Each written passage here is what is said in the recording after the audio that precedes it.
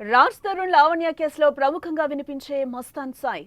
ఆ మస్తాన్ సాయిని ఇప్పుడు డ్రగ్స్ కేసులో పోలీసులు అరెస్టు చేసినట్లుగా తెలుస్తోంది. మస్తాన్ సాయి ఢిల్లీ నుంచి డ్రగ్స్ తీసుకొచ్చి విక్రయిస్తున్నట్లుగా పక్కా ఆధారాలు సేకరించిన సెబ్ పోలీసులు గుంటూరులో ఓ దర్గాలో తలదాచుకున్న అతన్ని అదుపులోకి తీసుకున్నారు. జూన్ 3న విజయవాడ రైల్వే స్టేషన్లో డ్రగ్స్ తరలిస్తున్న కేసులో మస్తాన్ సాయి నిందితుడిగా ఉన్నాడు. అతడి కోసం 2 నెలలుగా పోలీసులు గాలిస్తున్నారు. కానీ అతడు పోలీసుల కళ్ళు కప్పి తప్పించుకు తిరుగుతున్నాడు. చివరికి ఈ రోజు పోలీసులకు పట్టుబడ్డాడు.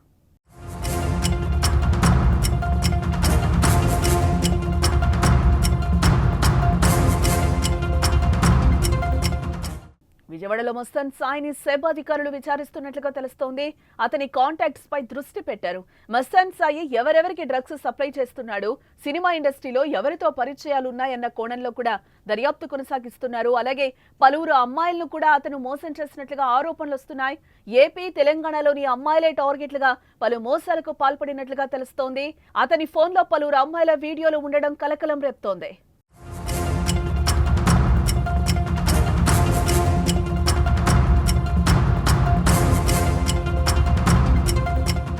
హైదరాబాద్ లోని వరలక్ష్మి టిఫిన్స్ డ్రగ్స్ కేసులో కూడా మస్తాన్ సాయి నిందితుడిగా ఉన్నాడు.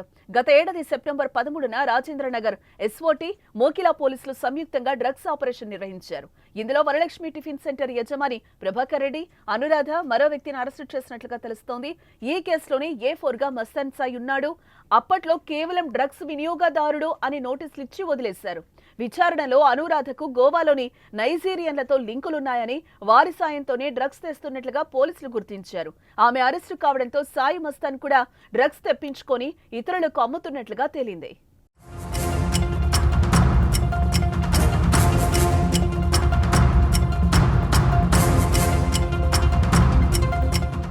రాజ్ తరుణ్ లావణ్య కేసులో కూడా మస్తాన్ సాయి కీలకం.